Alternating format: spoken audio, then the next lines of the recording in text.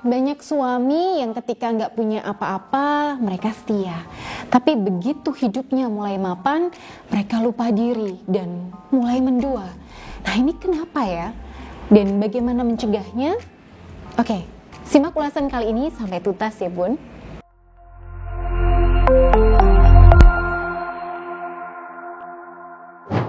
Assalamualaikum warahmatullahi wabarakatuh. Sahabat Bunda yang dirahmati oleh Allah.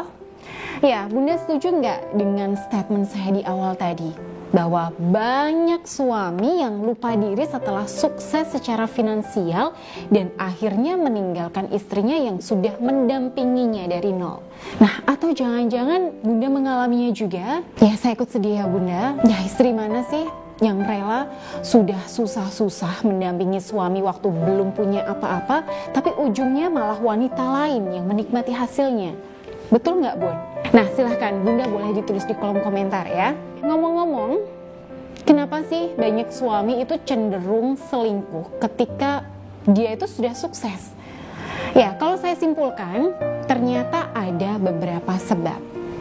Yang pertama, karena suami cenderung mudah tergoda saat dia sukses dan merasa punya segalanya. Nah lalu yang kedua, karena selama ini diam-diam dia aslinya sudah punya watak peselingkuh Bunda. Hanya saja karena kondisi belum memungkinkan, dia tidak punya fasilitas untuk selingkuh. Tapi begitu sukses, punya banyak uang, ya dia merasa leluasa dan sifat aslinya itu mulai muncul. Ingat ya, uang itu bisa menunjukkan sifat asli seseorang. Nah kalau kita pengen tahu seperti apa aslinya orang itu, ya kasih dia uang yang banyak. Nah itu kita akan tahu sifat aslinya dia.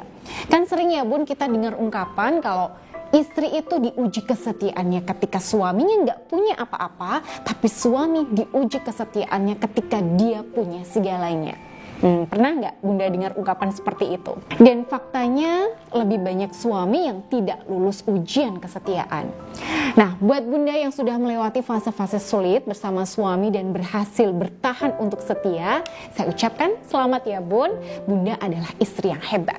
Lalu gimana nih kita menyikapi suami yang mulai kelihatan watak aslinya ini saat dia sukses? Oke, kalau menurut saya itu tergantung apakah Bunda di sini masih ingin bertahan dan berusaha menyadarkan suami untuk kembali, atau Bunda merasa gak ada faedahnya bertahan sama suami yang gak tahu diri. Nah semuanya kembali kepada Bunda.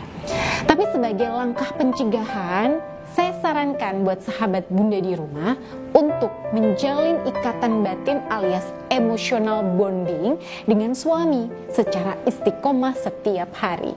Nah, entah itu dengan sering ngobrol ringan, makan bareng, kencan berdua, ya bulan madu, yang ngelakuin hobi berdua dan sebagainya. Nah, ketika bonding emosi Bunda dengan suami itu semakin kuat, insya Allah ini akan jadi benteng dari perselingkuhan. Nah lalu yang kedua, semakin suami sukses maka perbanyaklah memanjakan suami di rumah.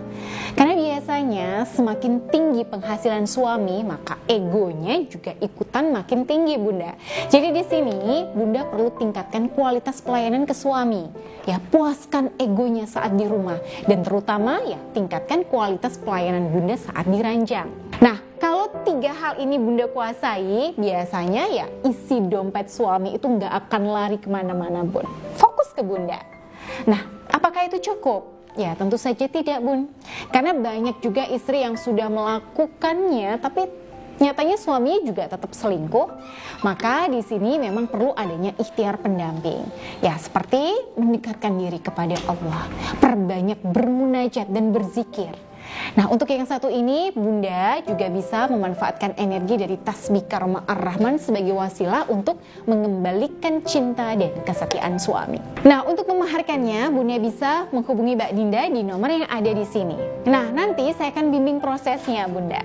Baik, saya Bunda Ayu pamit. Akhirul kalam, wassalamualaikum warahmatullahi wabarakatuh.